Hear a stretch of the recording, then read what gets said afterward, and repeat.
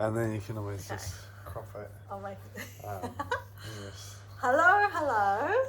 I'm doing a video today with my oldest son, Daniel, here in Tauranga. And we are going to talk about whatever we are going to talk about. Whatever comes up. Yeah, so me and Mum have opposite suns. Yep. So Daniel is an astrologer. So we were going to talk a little bit about that. A little bit about astrology. A little bit about astrology, because some of you might know nothing about astrology. True. So, yeah.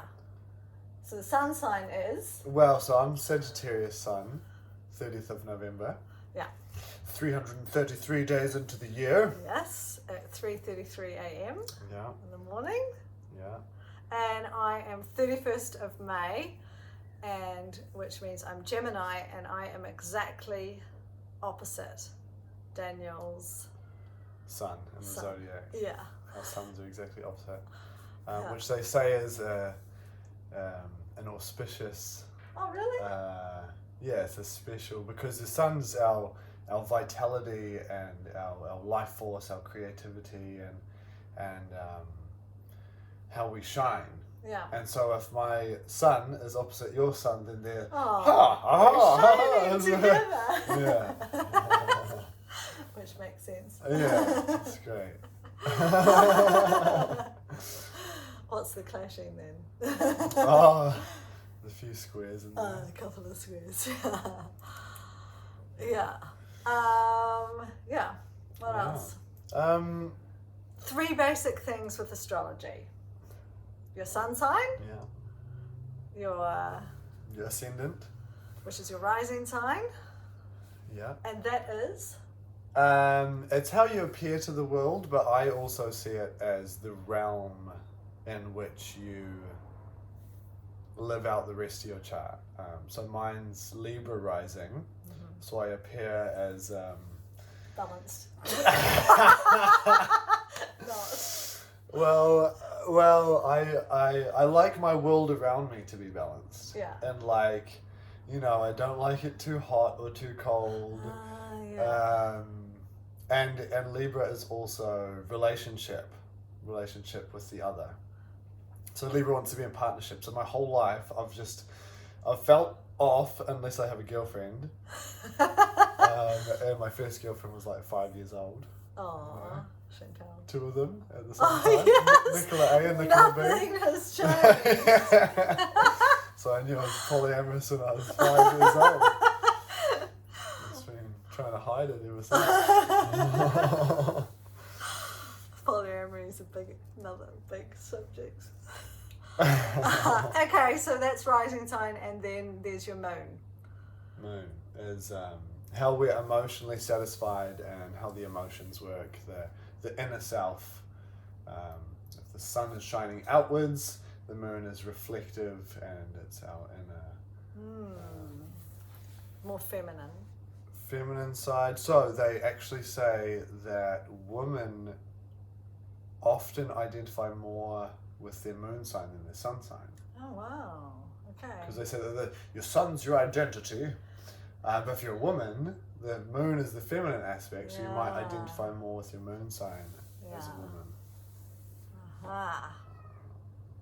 Yeah, so my moon is Aquarius, which loves freedom, so I feel emotionally satisfied when I'm given freedom, and Mum always knew that. Yeah. So Mum would always give me enough freedom to feel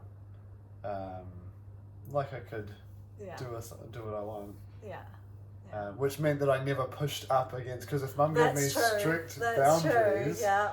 you just knew, that I would wasn't just even worth it. rebel. Yeah. And try and break the rules, because Aquarius thinks that they can see the rules, but they don't apply to Aquarius. Yeah. It's like, I'm outside the rules. Yeah. There's a certain arrogance to Aquarius. Really?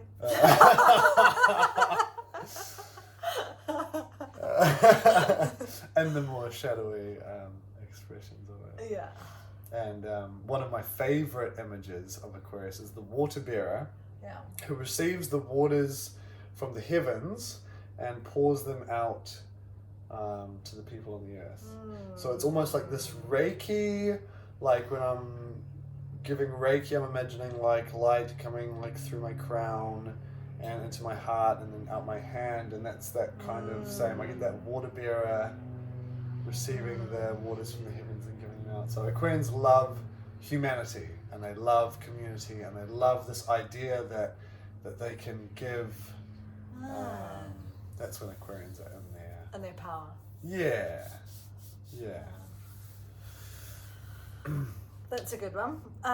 Well, so we can also say that each of the planets, so the sun, the moon, and each of the planets, Mercury, Mars, Venus, Jupiter, Saturn, they can at any one time they're in a certain sign, and so the sign like gives the flavor to that planet. So like Mars is our sexuality, how we deal with conflict, and how we get what we want in life. And so whatever sign Mars is in, Mars could be in Aries, or it could be in Cancer, it could be in Capricorn, where it's exalted, or it could be in its fall in Cancer, like it is for me. Yeah. And so my Mars, my masculine, and how I get what I want is in the sign of Cancer, which is like feminine, Soul. and sensitive, Yeah. and mothering and nurturing, and Cancer does things in circles. Yeah. It's like the crab who like goes sideways rather than going directly. So it's an indirect way compared of to getting... Mars and Aries. Yeah, I want that. Boom. Yeah. And so I felt a bit guilty about like how I would notice, like I want to build earth houses. Yeah. And that's like my dream, like expression of my physical body. Yeah, my Venus in Capricorn. But getting there, getting to earth building, I'm like, I'll just learn about being an arborist and learn about trees, and then I'll learn how to mill trees, and then I'll learn how to like, do some building, and then eventually I'll learn earth building, and then I can build a... Yeah. It's like this very roundabout way to eventually get to the center. But with any of the signs, any of the planets and the signs, we can express higher or lower expressions. Frequency of it. Yeah. And so it's just, you just can't say that like Moon in Scorpio is bad. Yeah. Because there's a high and low expression of it, like every single thing. Yeah. So it's another important thing to keep in mind. Yes. I've had Moon and Scorpio ex-boyfriends. Oh yeah, I mean Moon and Scorpio is not pretty... Not a pleasant experience. It's pretty... when they're not happy. Yeah. Yeah. It's famous. Yeah. Moon and Scorpio. That's it. I mean, yeah, Isla and I, so Isla's my partner, have said that we look up the astrology of any potential new housemates, and if they have Moon in Scorpio, it's not like 100% no straight away, but like we gotta ask them some serious. Caution. Yeah, a lot of caution. Yeah. Some vigorous questioning. Josiah has Moon in Scorpio, doesn't he? Yeah. And he has a lovely Moon in Scorpio. Yes, so there you go. Yeah. There you go. He would make a very good housemate. Oh, yeah.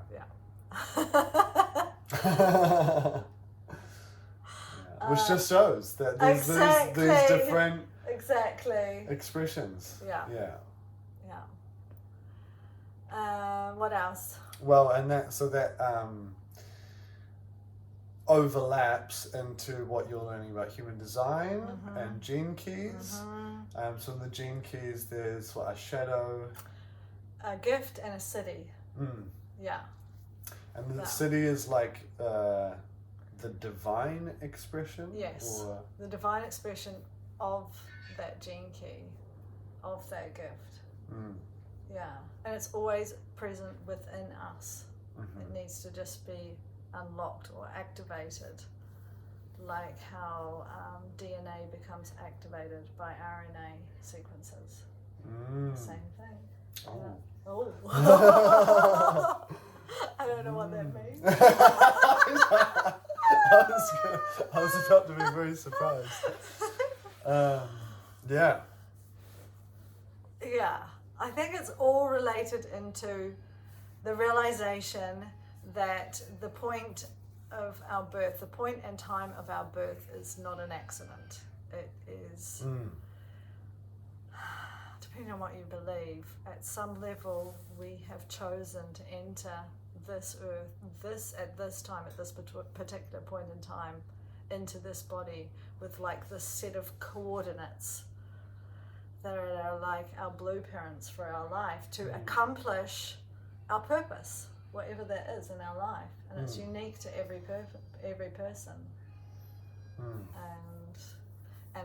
And astrology and human design and gene keys are some tools to help uncover and unfold and interpret what we already know deep down inside ourselves as truth, but they help us. It's like going on a treasure hunt. I find it like exploring for the goodies that are yours and belong to you, but we get the joy of going on the treasure hunt, of discovering all these amazing aspects about ourselves, which makes it exciting. Yeah. Because if we knew it all at the beginning, it would just be boring. It would be a boring life if we knew, like at the very beginning, you're going to be this and you're going to do that, and this is the road you're going to take. Yeah. We're like, oh, okay. Yeah, and it's some mixture between self-discovery and self-creation. True. Yes. And like some people see like that astrology can be limiting, and I can understand how people can see that, but it's the two it's like the two principles of like expansion and contraction, and you need both, because if we just expand forever, you just dissipate into nothing. Like you need a contraction, and you contract forever, you'll turn into stone. Like, and so as beings in this realm, we need parameters to create. Because so like at Terra Medica, we did this art project which was sculpting in groups of 5-6 people, and we had like concrete to sculpt with, which isn't my favorite medium, but that was what we had, and it was a great experience. And we had like a wall which was like 3 meters by 3 meters, and I was like, you know what, this is exactly what I want to be given, because if they were to say you have infinity space upwards and infinity space outwards and infinity materials, then it's just like, oh well, too many choices. Too many choices. Nothing, no framework to set yourself to begin on. And so, but here we incarnate in these bodies, and it's like, okay, I have this thing, like, yes, it's a limitation, but it's a beautiful limitation. It's like, oh, okay, this is what I've been given. Like, what is it? Like, what can I what does it do? Yeah. And then, how does it move? And then you discover along the way, at puberty, you discover a whole realm of sexuality, and it's like, oh, it's a great little built-in feature. and so then I see astrology as like, okay, we've been given a body, which is a limitation, a beautiful one, in which we can create, and we've been given a mind, which has come with like preset, I don't know if preset's the word, but with certain characteristics, just like my skin is white, and like Yeah. Wow. Like a certain framework to work in. Yeah, to like work it doesn't from. matter that my skin's white. Yeah. I'm not gonna like fight against it. Yeah. And yet, if I tell someone like, you know, your moon's in Aries, they're like, no, I don't want to be limited by. And it's like, well, you know, That's what it is. Yeah, you don't have to be, but here's this piece of knowledge and insight. Yeah. Like, just Yeah. explore it Yeah. and see what that means, Yeah. and make your own interpretation. Yeah. You know. Yeah. And feel into the archetypes of, like, you know, what is Sagittarius? Okay, I've read these books and I've heard these people talk about Sagittarius, but like, if I just feel like that archetype, like, what does that feel like to me? And I could create a new expression. Yeah, so. That's a good way of looking at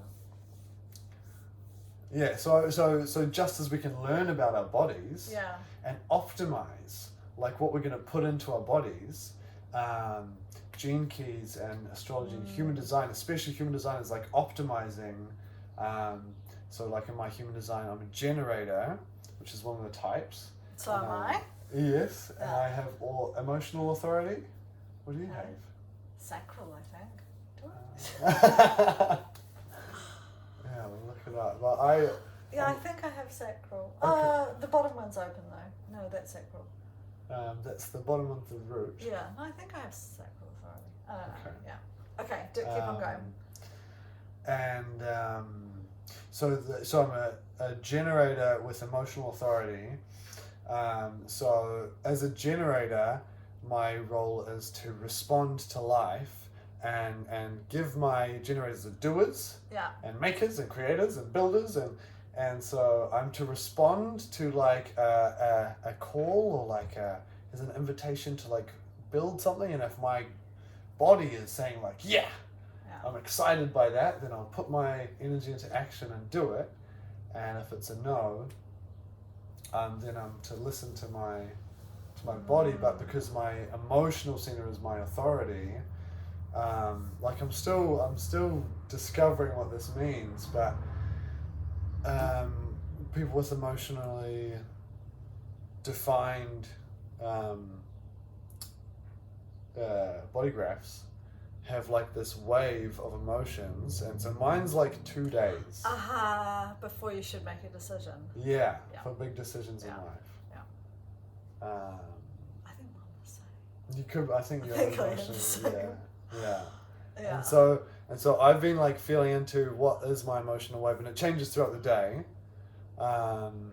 And so if someone asks me something and I know that I'm in a shit mood, it's better for me to wait. Which would be good advice for anyone. Well, but so in the human Yeah. design system, they say for splenic authority, it's instant. The spleen speaks once, and it's just like, boom, there's your answer. And you just go and you just run with that first like impulse, and then that's your truth. Wow, okay, I didn't know that. And if you question it and go, oh, let me just feel that again, it's like, nah, I told you. Wow. Yeah. Okay. So all the different authorities are very different and quite unique. So it is very helpful to find out your design. Oh, well, it went up. So my emotional wave, remember when I wanted to go and teach English in Vietnam? Yes. And I was like, I researched all the things and I Yeah. got really excited and I just said yes and sent this email, and I was in an emotional high. Yeah. And I sent the email and she emailed back and I was like, yeah. And she emailed back and I was like, and then she's like, okay, we're going to finalize it then. When do you want to come? Like this is the date, and just like, you know, pay for your ticket and then just confirm now because we need people ASAP. And I was just like, oh, yep. And I did it. And then the next day I was in my emotional low, and I was thinking about it and I was just like, oh no. I do not want to do that. I've forgotten about that. and then I was like, shit, I gotta call it off. And like, then I didn't know anything about human design, but I still like waited until I was in a neutral space. Yeah. And then I was like, okay, I've seen the whole wave. Actually, I don't want to do that. Yeah. And so I called it off. You need to do that with buying vehicles, Daniel. You so do. Oh, I know. I'm just still have so much to learn about that.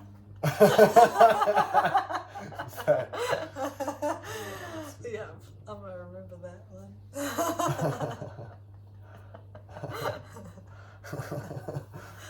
Maybe I need to do that with juicy guys. Well, yeah, probably. Cool. You've had a bit of a roller coaster with your Oh, men over the last couple of years. Isn't it? yes, Lordy. Good learning though. Massive learning, yeah. Yeah, better than just staying at home on my own. You don't learn much. Yeah, so just going to change tact a little bit. You were talking a little bit about Terra Mystica, about the sculpture. So I've done a little short video about the beginning of how we set out to go to Peru, but I haven't really said much else after that. And I've mentioned in some talks about little snippets of things that I learned from Mikes, but a lot of the stuff I've forgotten, and I've been thinking about it a lot lately, and Daniel's been bringing up some stuff too, particularly about paradox, being in paradox, which is an amazing thing to understand and learn. It's like an aha moment when you get it, and I had completely forgotten about them. And other stuff we learnt, had some crazy shit that happened, but we will talk about a few of the gems. Can you describe Mikes to them? Mikes, he's The accent. he's a motherfucker. Yes. He's like a He big. calls himself that. Yes, he's Yeah. a big fat Greek guy with like mustache, beard. He's he's a big fellow. He's Bald head, shaved head. bald head. Hook nose, kind of. He's a very grand. He's a bit of a scary man. He's very When he scary. speaks, you want to do what he says, otherwise you think he might kill you. Yeah, so He's, true. but he's got a powerful presence. Yeah. My friend in America described the guru as the heavy one. Oh, really? So they enter the room and it's like, poof, Yeah. and He's exactly like that. yeah, Yeah, his presence just radiates out. yeah. He's got the heaviest vibration. Yeah. And not in a high or low, because there's like love and light. There's like darkness, but Yeah. there's amplitude, and he's got the amplitude. So whatever he's feeling, happiness, sadness, whatever, it's just. Yeah. Yeah. Yeah. Yeah.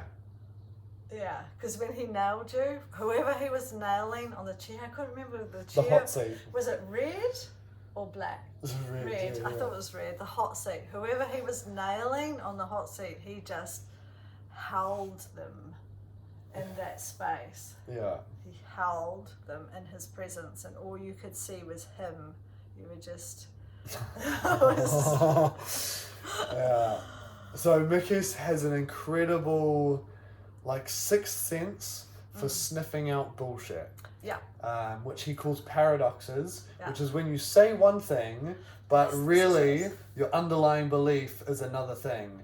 And so he challenges everyone. He made a vegan, who was vegan for 3 years, drink a whole liter of milk. Yeah. because he's like, look, you are an idiot because you live your life in fear and you think you're going to die if you drink milk. Yeah. This is bullshit. And why are you... I bet that if someone says, offered you something and they say, oh, but it has 1% milk, you will refuse. Yeah. Look, this is a life of limitation, of fear. Do you think that you are healthy? And it's like, yeah. Do you think it's because not drinking milk? And it's like, well, yeah. Do you think milk is bad? Yeah. I will show you that you will not die, and I will free you from your fucking small, fearful mind. Sarah, bring a glass of milk. His assistant brings this glass of milk, and he sits it down, and he's this vegan guy just looking at it like... And he began sweating. Yeah. He began sweating. And Mickey says like, look, everybody, this is an example of how the human mind produces a fearful response and actually makes the body produce an effect. He hasn't even touched the milk. Yeah, look at him. that's true. He's suffering. Look at your suffering. And he showed the dude how his mind had created fear and... that he was gonna affect him in an extreme detrimental way by drinking that milk. Yeah. And then so he was sitting there shitting himself. Yeah. Mickey says like, Sarah, get me one more glass of milk. So Mickey's got one for himself. And Mickey's is like, I will drink one first. Drink a whole liter of milk, licks his lips. Very nice. Very nice. And the vegan guy, he did it. He did it, and he was gagging. He was gagging. The whole time he would take a mouthful, and then he would just... he was like gagging. And then he did it, and he was fine. And, you know, I don't want to drink milk. No, nor do I. It's gross, and there's a whole dairy thing. But Mickey's... He finds ways to see where people are most stuck in their lives. Yeah. What underlying beliefs they have, where they think they're really open and this and that in one way, and then under that is this fearful, limiting belief, or beliefs that fuck up their relationships. Like there's a whole group of there's like, you know, a couple of guys there. Who, and I think it's a wider phenomena where guys, you know, these guys were like 30s, early 30s. 33. They were all 33, I think. Yeah, keep on going. They didn't want to break up with their girlfriends, so then they made their girlfriends, like push the girlfriends to the edge to the point where their girlfriends would break up with them, so they didn't have to feel bad about it. Yeah. And Mickey's like, you guys are fucked. Yeah. You know? And I've done that. Oh, God. And I think it's quite common. Yeah. I'd completely forgotten about that. And so, yeah, Mickey's has the sixth sense for finding your paradox. He'll question you, just ask you anything. Ask you about your story, about what you want to do, what you like, what your life and your girlfriend and whatever. Yeah. And then until there's something that he feels that you say that you're kind of like, You're saying it, but it's the feeling isn't. It's a different, Yeah, it's like as you're saying it, and I know this in myself, when someone asks me something and I just know, as I'm saying the very words, I'm like, I know this is bullshit. But I've already started saying it. I'm just going to like finish my sentence and then like hopefully change the subject. And Ricky's like, what was that? Yeah. And then he just follows that thread and just pulls at it until he finds like this core belief. Yeah. Which is just basically ruining your life. Yes. And you have no idea that it's ruining your life. And it's very deeply subconscious. Yeah. Deeply unconscious, yeah. Yeah, and he just tugs and pulls till you suddenly get to it, and it's crazy. It's so uncomfortable. Yeah. Because you just don't want you to, and so for the individual being questioned, our ego finds any way it can to defend itself. To defend its story, because the ego, in order to protect the story, which is false, it then needs to create a whole bunch of other surrounding stories to give evidence to back up the first shit story. Yes. And so when any of those stories falls, the ego's like, oh shit, they're getting closer. So better put up more walls. Yeah. And so the stories become more and more elaborate, and people shut down in all different ways. Yeah. And they'll go into hiding. Yeah. And they'll go into victim mode and like, you know, we And can. victim mode is such a strong energy. You can recognize it so easily in people when they enter victim mode. It's like their whole body changes, their voice changes. Oh, and that is like the last post of the defense mechanism. Yeah, and we would watch. Mickey's would he would be commentating as he was breaking down someone's This person ego on the chair, all of us in this tiny little room with all our chairs jammed together. We're not allowed to say anything or move too much. No fidgeting, nothing for hours. Yeah. And we would be like spectators to this play, and then he would. And then he would say, like, someone would shut down emotionally and go into this, like... State. And he'd be like, look, everybody, look at this, human. This is the ego shutting down. This is very strong wall. Look at the hand position. Look at the face. Look at, they close the chest. And it's just like, and after a while, we were there for 12 days. 12 days of torture. Of like 10 hours a day. Yeah, 10 hours. Yeah. 17 of us. And then Mickey's and then the 2 assistants. And we got pretty good at being able to spot when people were like saying their true stories about their lives, and then they get to a bullshit thing. And we'd all go, we know that's bullshit. But when you're sitting on the chair, you're in your story that you've failed to see that the bullshit has begun.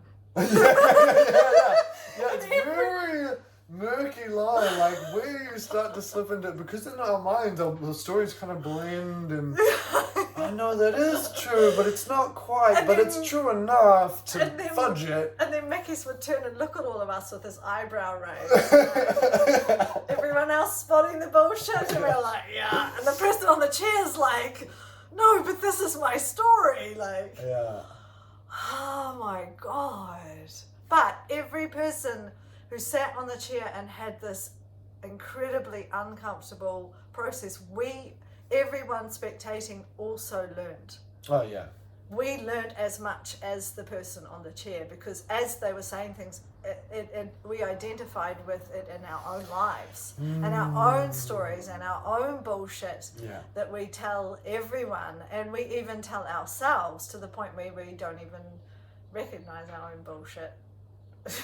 But yes. Yeah, and it gave me so much compassion for every single person, because I was like, you know, we're all putting on this facade of trying to be like the cool guy, the pretty girl, like on this thing, and the one who's good at this and that, and then we see each other's like full personality, egos just crumbling, and there's this like vulnerable, like hurt little child. There's a little child just underneath. Left, just going, what the fuck has happened? Yeah. Who am I? Who am I? Again? Yeah. And then when that little child is finally seen and can go like, I've been seen, then it can like kind of relax, and then the joy and the true self, which is always there and always then happy. Comes out. Yeah, and it's the just true like, self is joy, is joyful, and laughter. It is the child. Yeah. And they're proud. Yeah. And proud of who they are and what they do.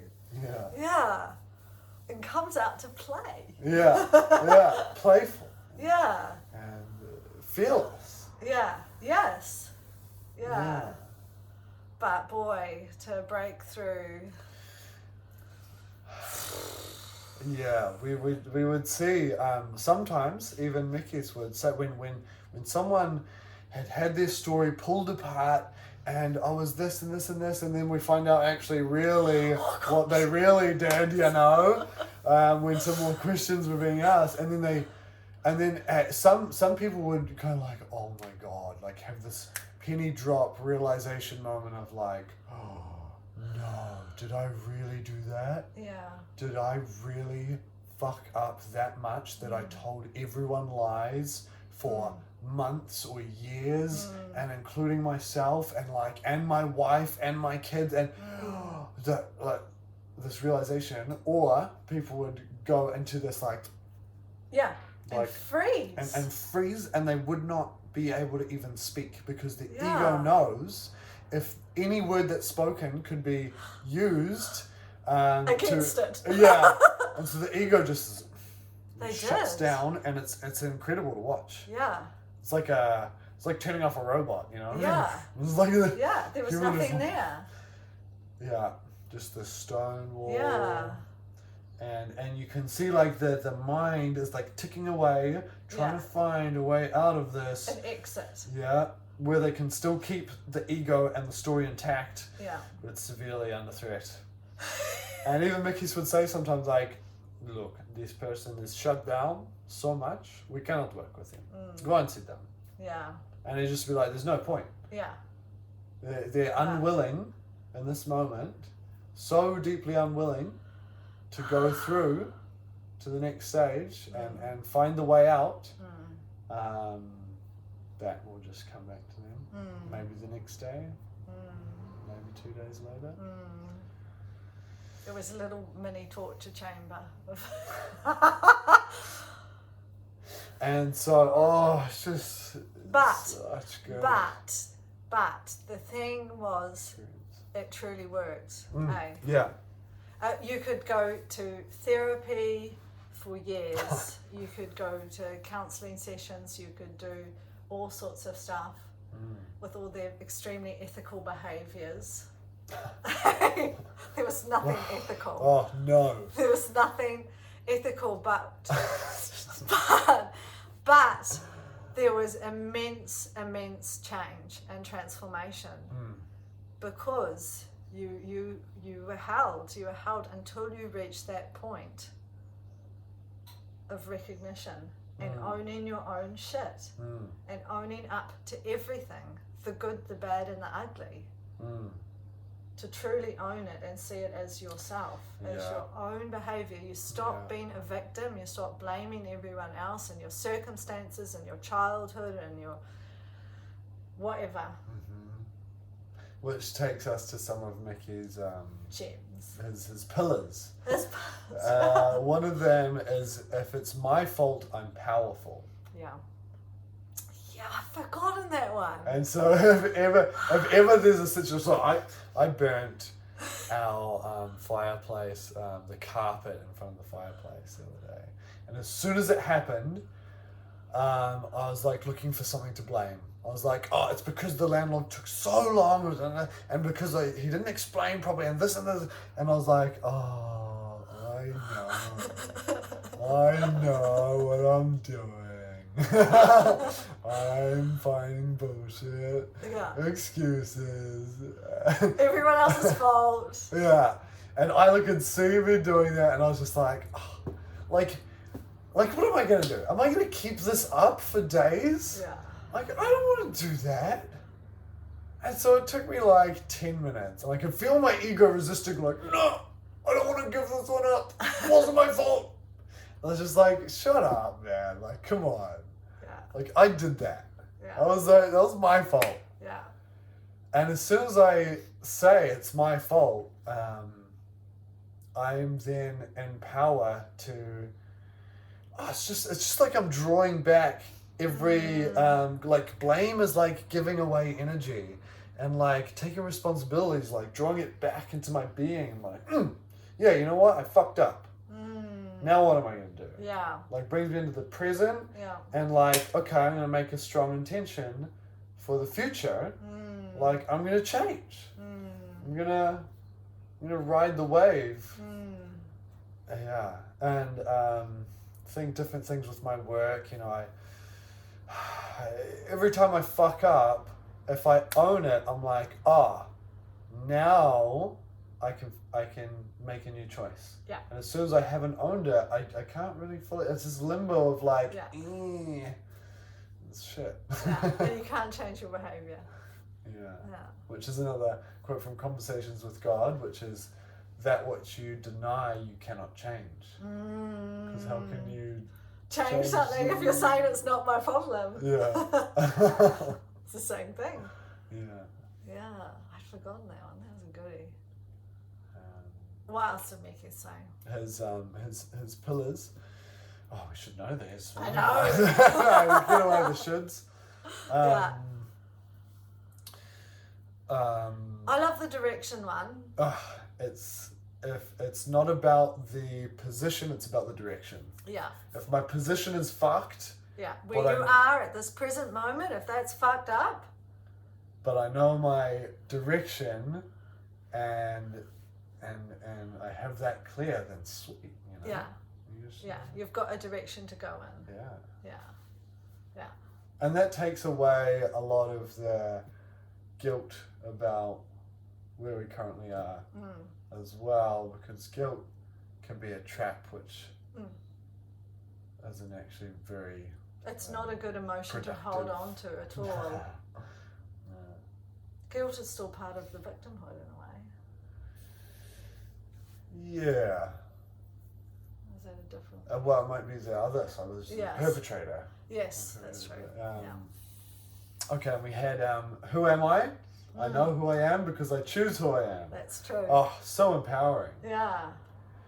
Which, I mean, then you mix that with astrology and whatever, and it's like, okay, well, back to the thing about what? Pisces North Node. Yeah. For me, I know who I am, and with my Pisces North Node, I know who I am, and that one of my life's calling is to let go and to step into the unknown. Yeah. Well, and it's astrology showing you that these are some potentials for your life, but you are the chooser of like, okay, now that I've seen these tendencies, are they accurate in me? Actually, yeah, I see the South Node Virgo thing, wanting to hold on to control and be fearful and anxious, and I see that Pisces and letting go and surrendering into the flow does work. Yeah. So then you can... So I can choose. Yeah. I can choose to follow that path rather than dropping back into fear and control. Yeah. But you were thinking of something else, weren't you? Oh, well, just that whole like, well, how can I choose who I am if my astrology says who I am? You know, and it's just back to these like, well, how do I choose who I am if I'm in this body? Well, I'm just in this body. Like, it doesn't matter. It's just my parameters. It's just my flavors. It's the paints. It's the certain colors and hues which I've been given, and now I get to paint my picture. And I'm not gonna like have a tension and be like, I don't want this color. Life gave me the wrong color. It's like, no, dude, that's your color. Just like paint something cool, man. Yeah. You know? Yeah. A lot of people are stuck in the tension. I don't want this body. Yeah.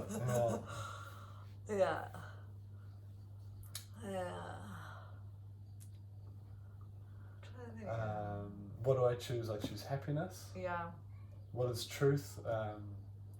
Truth is that which serves my happiness. That's quite controversial. That's very controversial. But basically, we live in this realm where everything is only subjectively true. You know? Yes. You know, it's this whole monetary system and houses and like, you know, it's good to live in a house. It's not fundamentally true. No. Some people love living outside, you know, like everything's subjective. You can't just say like this. So even like, you know, factual things like, I am a man. Wow. You know? Nowadays. Exactly. Everything's kind of being seen through. Yes. As the illusion that it is. Yes. Yes. Okay, and like, yes, okay, I'm in a man's body. Great. True. But like... It can be expressed in many different ways. Yes. Yeah. But fundamental truth, for me, there's only one fundamental truth, and that is I am. Or it is. Or like, Oh, this is your fundamental truth.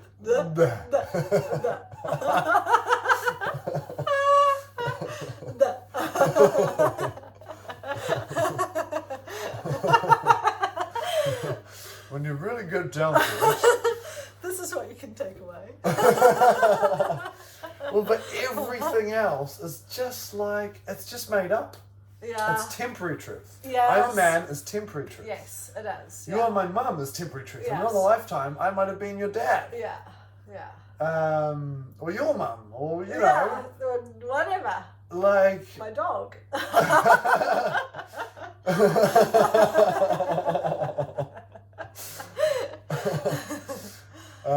So then this idea of like.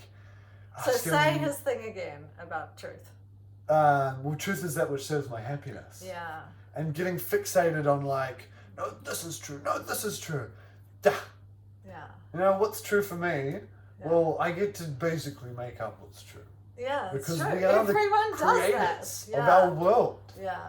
Yeah. So then what parameters do we use? Well, and then Mickey says, well, why do you have money? So you can be happy. Yeah. Why do you want power? So you can be happy. Why do you want a wife and kids? So you can be happy. Yeah. So if that is the point, then that's the point, is Happiness. happiness. Yeah. So what is truth? Truth is that which serves my happiness. So what do I believe is true? Well, do I believe that there's a conspiracy theory out and they're going to use the vaccine to like mind control me? And I'm like, okay, could be true, but does that serve my happiness? Yeah. Like, no. So I'm just not going to like Dwell on that one. Yeah. Yeah, and not even really see it as true.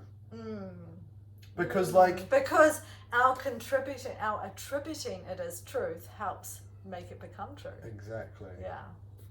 Exactly. Yeah. It's like collective consciousness Yes. can be seen in many different ways. It could be seen as everyone's got a dialer, and everybody's putting their dialer into what they want to vote for Yeah. as the outcome of the thing. Yeah. Yeah. And so I'm blessed with my upbringing in astrology, but I'm just thankful that my default is that I'm just hopelessly optimistic. Me too. Me too. Like every time I try and think that the world's fucked, I'm just like, well, yeah, but it's not really. Yeah. Like I just think we're gonna make it. Yeah, so do I. As humanity. Yeah. Yeah. Like I think that just before we poison all the oceans and rivers, and the air, and just in time, we're just gonna have. And I don't believe it's like technology is gonna serve us. I believe it's gonna An have awareness. Yes. A consensual awareness. A tipping point. Yeah. A collective consciousness evolution just at the time that we need it. And then if we don't, and if we fuck it up and blow ourselves up, then Yeah, like, so start does again, it, aren't does we? it, We're gonna have to start again. It doesn't really matter. But I just get the inkling that we are going to make it through. So that's what I stick with, you know? Yeah. Because the power of that belief then creates my actions, Yes. which then contributes to the outcome of the thing. Yeah. You don't know what the time is. You're supposed to be Probably. going for yoga. Sound healing journey. Yeah. We're going to Sound Journey with Cacao. It's a beautiful, young, Oh, she young, is she? yes, Samantha. Samantha. Yeah. She's a small white Kiwi girl, but she's like, there's an ayahuasquero. Inside her. Yeah. Wow. Yeah. And then tomorrow, It's tomorrow having mushroom journey. doing a mushroom journey. So yeah. It's gonna be raining, Ugh. which changes things. Yeah. But maybe it won't rain. But if Yeah. it does, could be more inward journey. We could even just go to the beach in the rain That's true. and just see the ocean, and then come back inside to the warm fire. Yeah. But there's that kind of question of like, okay, psychedelics, because we want to go a little bit deeper this time.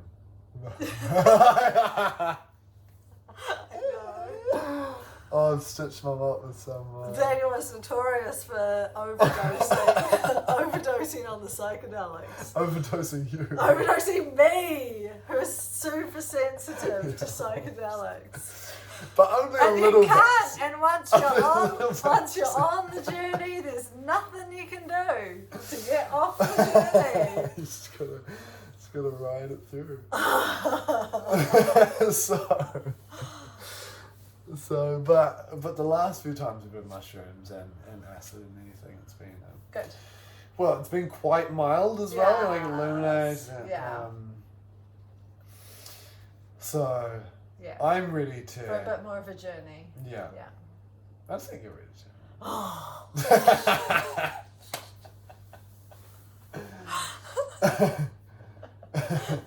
We'll see. So I mean, maybe like 2 grams. Yeah. Um, Okay, well, we'll say goodbye yeah. from us, and hopefully we'll do another one of these at some stage. So I don't know who's going to listen to that whole thing. Let me know if you do. Ciao. Bye.